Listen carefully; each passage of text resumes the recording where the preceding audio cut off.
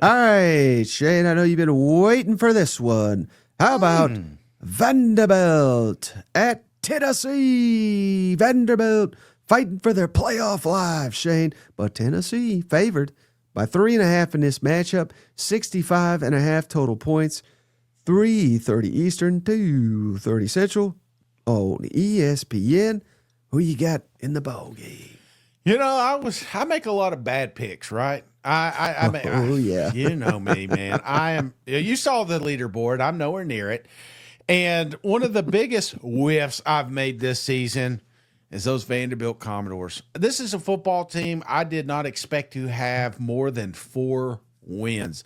Hey, you picked Kentucky to beat them. I know. I am always wrong about Vanderbilt, and, I'm going to have to pay dearly at some point because Pavia miles keep adding up. And, here's the deal, man. Me, man. I always find a reason to pick Tennessee. Because I'm just a homer, right? And I would be lying if I said I felt confident Tennessee could win this game, right? Just because, yes, it looked good in Florida, but you mentioned when Gators gave up, it was done. There's no give up on Vanderbilt. Vanderbilt almost had our number last year. We were able to get back into it. Thank to God we had an elite defense. We don't have that defense now, man. And I know it's at home, but Pavia is the real deal. I mean, he carved up Kentucky. He carved up.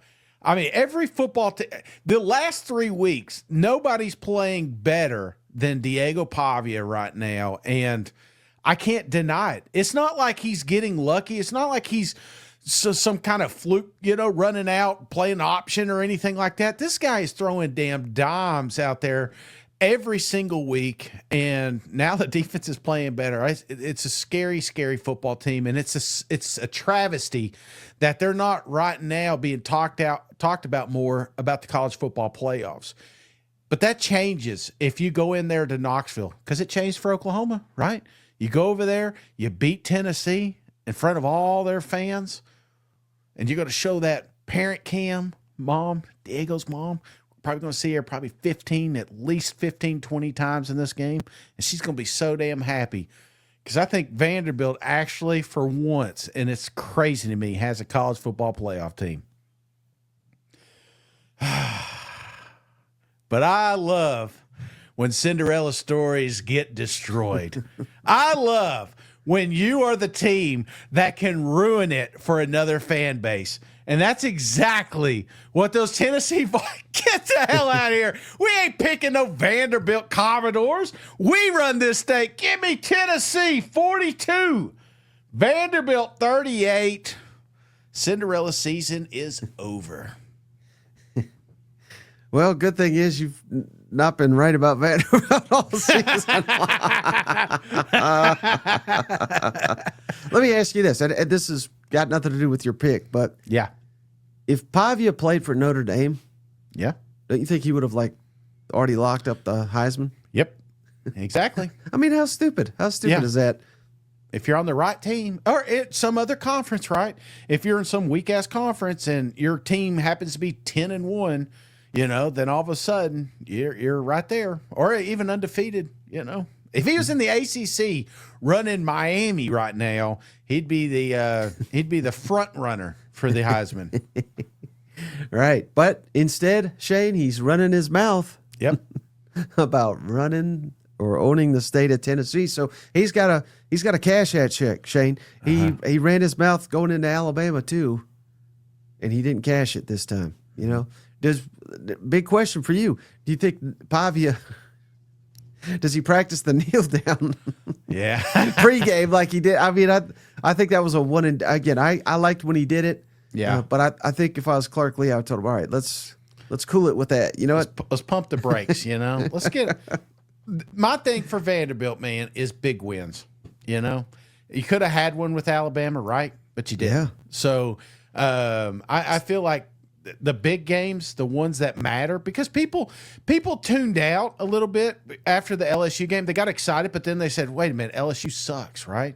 Then there was the Mizzou game. It got a little steam, but then you lose to Texas. It's like all the momentum went right out the window. You barely snuck one past Auburn, So I just feel like elite offenses you've not played, but maybe once this season, maybe twice potentially. So I feel like Tennessee can keep up with you. This Vanderbilt defense hasn't been truly tested, and as long as low T Hopple doesn't kick in here, just outscore them. That's what this thing's got to go to. But if it does come down to a stop, yeah, who do you got more confidence in to get that stop? Vanderbilt. Yeah, I mean that's kind of scary too, isn't it? I know. I just don't want to talk about it. Right. I just want to talk about the good things Tennessee's going to do. Not the bad things Vanderbilt's probably going to do. When you make your pick for this one, Yeah. as has been all season, I'm wondering how much of that pick is influenced by your walking. At this point, none. Right. Okay. I'm obviously going to have to space out these miles, but it's going to be good. I'm thinking about waiting after the bowl game because then I'll be, January 1st. I'm healthy. I do that every year, so that'd be good. That'll be the start to That'll be a good time Shane. to start the Pavia walks.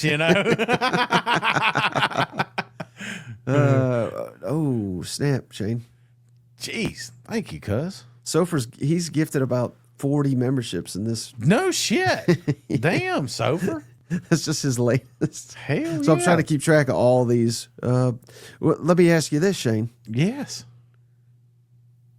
More confidence has a better game on Saturday, Pavia or Joey Aguilar? But neither one of these defenses is that good. Yeah. No. I feel like at the end of the day, honestly, I feel like we want to go quarterbacks, right? We want this to be a Pavia Aguilar game, and it most likely will look like that statistically. But for me, Mike, it's the opposite side. It's who can create a turnover. And that's, I guess, what worries me a little bit more about Tennessee than let's say Vanderbilt, is because we've seen bad Aguilar, right? We've not really seen a bad Diego this season. Now, obviously, he made some mistakes down there in Tuscaloosa. That's one game that kind of stands out to me. It's a rough start at the start of the Texas game. But as far as more mistakes, more likely is going to be Joey Aguilar. I just feel like it helps that this is going to be in Neyland. Right. And I feel like that it's going to help any team that's able to jump on early. And one thing I've seen with Josh Heupel here lately is you talk about first quarter. Ain't nobody playing a better first quarter right now than them Tennessee Vols. What if it's? I know it's unlikely because you're right, because they start fast every game. Tennessee does. But what if Vanderbilt starts early? How concerned will you be? This great question. I feel like last year, let's just last season, right. What happened, and if you forgot, this was a game Vanderbilt jumped on, I think 21-0 or it was I think it was 17-0. Yeah, there was like turnovers and special team scores and things like that. I feel like if Tennessee gets down more than 3 scores or at 3 scores, it's over. I feel like it's over. But JM says, looks like Clark got his Christmas bonus finally. Jelly of the month. Yeah, I hear what you're saying, Shane. Right? Is it Team of Destiny? Yeah. Or is it team that is elite at home? That's something to consider. But now maybe it's the competition, Shane, but Tennessee's already lost 2 games at home. Yeah. Georgia and Oklahoma. So how elite is Neyland? I do think it's elite. Yeah. But it's not carried over to the results on the field necessarily, We were close. Both times. Field goal, and if we didn't have 4 stupid turnovers or whatever it was, I feel like, again, just keeping the crowd in it, right? And Tennessee fans will be there. Right. And at the same time, Vanderbilt struggled on the road. Mm-hmm. So, buddy. Now, not that Vanderbilt necessarily plays this way, but that we know they have it in their bag, Shane, where they can chew up clock. In Tennessee, they go so fast, which is great at times, but if they stall a drive or two, and then Vanderbilt chews up the clock in between, Joey Aguilar could get pretty cold. The offense struggles to find a rhythm. I mean, that would be my big concern for old Tennessee. Yeah. But, man, I think you're right, Shane. I mean, Tennessee doesn't lose to Vanderbilt. Give me Tennessee 35. Give me Vanderbilt 38. They do this year. Shane Diego going to New York. Vanderbilt, there's going to be chaos, Shane, because they need chaos. But chaos shall happen. And Vanderbilt makes it, punches their ticket to the college football playoff. How about that? Do you got that Wikipedia again? Let me look at that thing. It's not pretty. I'm trying to remember the last few times that we lost to this team. Franklin days, right? No, Derek Mason. Oh yeah. Remember Mason. They won 3 in a row. Little baby Mason got us a few times. That's right. Yeah. I mean, this is one that growing up you just didn't lose. You didn't lose to Vanderbilt, and I get it. They are doing great. They're doing phenomenal, and I don't want to belittle anything that they've accomplished up to this point, but I'm going to. I feel like like I said, the Cinderella story ends Saturday, and it's going to be a fun environment. We're not going to storm the field for beating Vanderbilt. I don't think Tennessee's going to get back into the college football playoffs here, but I feel like this eliminates a few things. If it eliminates that conversation that needs to be had about Vanderbilt, it eliminates the Heisman conversation, which I will say this, though, on the flip side of the coin, if Vanderbilt goes over there and beats Tennessee, all right, there's no reason that this team shouldn't be in the playoffs, and there's no reason that he should not be on. Maybe not win it, but damn, he needs to be in the top 3 conversation for Heisman. Over under. I'm trying to think of a number to ask. Yeah. 15.5 times they show Pavia's mother in the stands. Oh, shit. It's up there, man. It is. I mean, that's a high number. See, Can we hide her? We allot these tickets, right? How many they get? I don't even know. They had a crew. They have a. Would you go? You'd go higher than 15.5? Yes. Okay. And I will say, and they'll show. Did they? How about this? Let's say Pavia has like a meltdown where he has like 3 or 4 turnovers. Yeah. Are they still showing her? No, they're looking for Theo at this point. You know. He says, "Sweet baby Diego." Can't wait for this matchup, Steven. Vanderbilt at Tennessee with perhaps a playoff spot on the line for the Commodores. Tennessee, though, favored by 3.5 total, 3.5 points. Total is 65.5. So we'll go from sleepy Norman to rockin' Knoxville. 3:30 Eastern, 2:30 Central, nationally televised on ESPN. Thoughts on this one, Steven? Mike, you are 100% right. It's like whiplash going from that defensive slugfest and invisible offense to a game that is going to feature a ton of yards and points. If I feel very confident in one thing in this game, it's offense. I don't feel good about my prediction, but I feel good we're going to see some points on Saturday. I think, when you look at the playoff rankings from Tuesday night, it is tough to find a path for Vanderbilt absent those Big 12 teams losing this week. And that's BYU and Utah. Probably need Miami to lose as well. But you got to win first. And it's a series, especially in Knoxville, that has not been very favorable to Vanderbilt. Tennessee also, I like the way that they bounced back last week. We kind of wondered after Oklahoma where this team would go. New Mexico State, didn't think they played their best game, but they won. They looked pretty good against Florida. Obviously, Florida's probably packed it in for the year too, so hard to read a lot into that. But if you're Tennessee, you can play spoiler here. All of the expectations are on Vanderbilt, which is a very weird place to be in this rivalry because usually it is Tennessee with everything to gain, and Vanderbilt is trying to play spoiler. Is that fair, Mike? Absolutely. Is there a possibility that Vanderbilt? Now they don't strike me as this team, Stephen, but is it possible they come out and they're tight and they're making mistakes and they're forcing the issue? And because I thought Tennessee was that team, if you recall last season, the roles were reversed. Vanderbilt jumped out to a nice lead, and you're thinking, oh, this is the Tennessee way. And then Tennessee dominated after, was it 17-0? I know it was 14-0 at least, but doesn't matter. But, role reversal, Tennessee, there's pride on the line. You want to put Vanderbilt in their place, but all the pressure's on Vanderbilt in this one. I think that's fair. I mean, also, couldn't you say Vanderbilt's road questions against Texas and Alabama fell behind big against Texas? Score probably wasn't indicative of how Texas probably controlled that game. Also, the turnovers against Alabama, those are the two. They played at Virginia Tech. They played at South Carolina. Those are good road venues, but Alabama, Texas are two toughest spots. They fell short. Now they're going with everything on the line at Tennessee in an environment that is sure to be very hostile on Saturday. Right. But some would say, Stephen, that just makes the story of Diego Pavia and the Heisman Trophy all the more sweeter. if they get it done. Is Diego New York bound?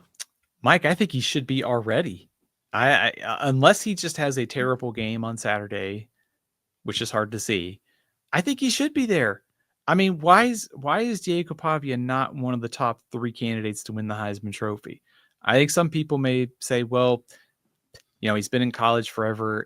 That don't matter. I mean, look at the season that he's having. Look at the numbers. Look at the importance to the team. The Heisman Trophy goes to the most outstanding player. And this is not a knock on like Julian Sayin or some of these other guys like for Ohio State, but they have not played many close games this year. They may get a shot at the Big Ten championship, but I think Pavia's value and his production warrant at least a trip to New York for the Heisman Trophy. And if Tennessee were to win, Stephen, go 9-3, 5-3 in the conference, I don't think Josh Heupel should be up for SEC Coach of the Year, but I would certainly argue when you look at the complete picture that he has probably done one of the top 5 best coaching jobs in the conference this year. Again, if you got to consider Nico leaving and key personnel injured and things of this nature, how good of a job would this be for Josh Heupel if Tennessee manages to go 9-3? Mike, I think it's a pretty good coaching job. I know some people may scoff at that, but I mean, keep in mind what happened this offseason. Even before Nico left, I think most people thought they'd probably fall short of another playoff trip. So they lose their starting quarterback. They had all this offensive turnover, receivers, O-line. They've lost, 2 standout corners. They've also been missing some other guys on defense. And so if you got to 9-3, I think you're probably finishing in the top 15 in next week's playoff rankings. I think that's a pretty good season for somebody who had to bring in a quarterback who was at App State, was at UCLA, and they still got to the doorstep of being in contention for a playoff spot. I think that's a pretty dang good coaching job. Right. And who knows, the matchups with the bowl and everything, but if they win 10-win season in what I think the fans will say is a down year. I mean, I can't even, I can't believe I just uttered that, Stephen, but that's probably accurate. But given where Tennessee has been prior to Heupel, you got it pretty good on Rocky Top. If now, again, this is a lot of winning this and winning that, but that's on the table. You know what? Absolutely. I mean, a 10-win season to be considered a down year. I think some of that is Heupel has raised the expectation by getting to the playoff. But let's just say, Mike, Tennessee does win this game and they win the bowl game. It's possible the 3 losses are to 3 playoff teams. Yeah. And they could have beat Georgia. They certainly could have beat Oklahoma. Alabama's the one that it was probably a little bit more, one-sided out of those 3. but they were in those games in what was a rebuilding year for a chance to get to 10 wins, to finish in the top 15, and to lose to Georgia, Alabama, Oklahoma. There is zero shame in the job that Josh Heupel has done this year. And here's one thing that I absolutely loathe, Steven. Now, this is a unique game that we love, right? There's only 12 opportunities. And old Vandy dandy. Well, Tennessee stats are mostly ETSU, New Mexico State, UAB, Syracuse, Arkansas, Florida, Mississippi State. So they've only played 11. It's like, I'm going to list 7. I mean, what are we doing here, people? I mean, we could do the same bullshit with Vanderbilt. Diego Pavia's numbers. Charleston Southern, Virginia Tech, yeah. Virginia Tech, Georgia Southern, Utah State, LSU sucks ass. Kentucky's the worst team in the SEC. I mean, we could just go in circles doing this bullshit. But you only got 11 opportunities up to this point, and he just diminishes the entire fucking schedule.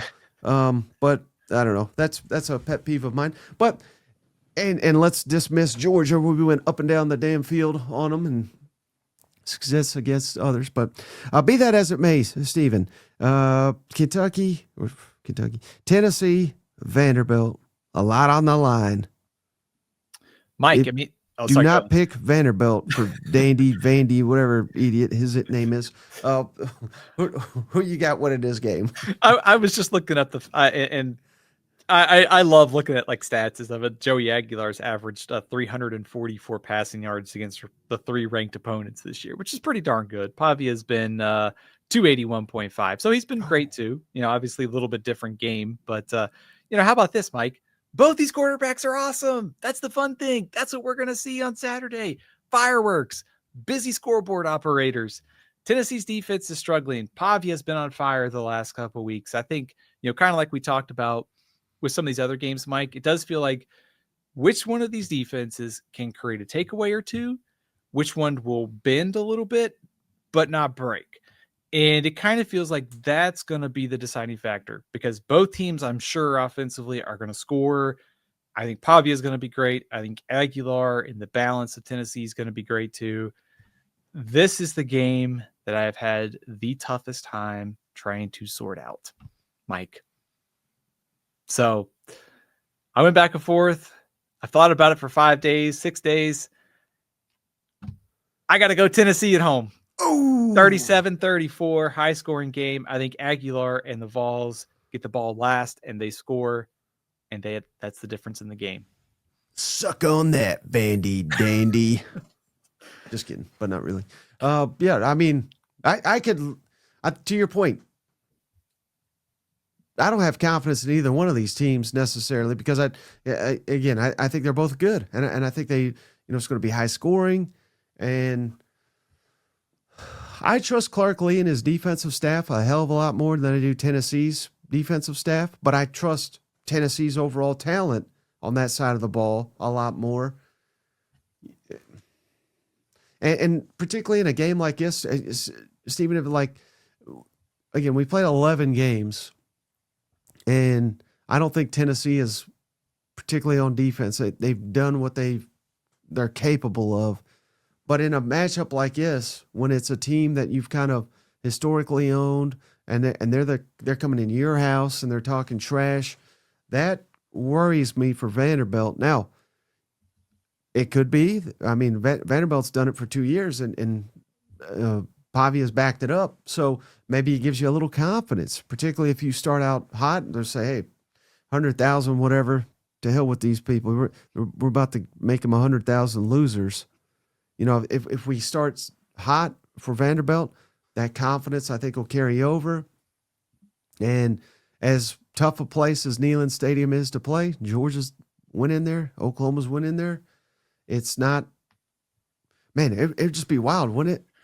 If Tennessee loses 3 home games this year, and I certainly think that's on the table, to 3 potential playoff teams here, but that'd be wild too, wouldn't it? Yeah, it really would. Mike, I think the hard thing about this game and trying to make a prediction is, number one, Tennessee has owned this series. But also, one of the reasons that I think on Monday, when I wrote down my predictions, I actually penciled in Vanderbilt, and my reasoning was I just think Diego Pavia is just going to pull it off. I don't know how it happens. I think he's going to do it. But that's also like the rivalry has been so one-sided. And historically, what does it mean in this year? But, at home with all the trash talk, the motivation that Tennessee's had to hear about Vanderbilt and Pavia, like, do they show up motivated on defense, ready to play? I think they could. But I also think Pavia is going to get his. He's going to get his yards. He's going to get his points.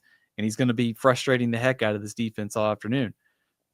But Tennessee's offense can also do that too. So I think what kind of made me lean Tennessee was I looked at just said, man, it's been so one-sided in favor of Tennessee. They're at home. I just think Tennessee will do just enough offensively and defensively to win this game. But I don't have any confidence in it. Like, it's 50-50 in my mind, and I could change my mind tomorrow to pick Vanderbilt. And one final point from Vandy Dandy. This is an excellent point, Stephen. Tennessee's only 8-5 the last 13 seasons, and that was Diego Pavia's first season in college football. So we got to make note of that.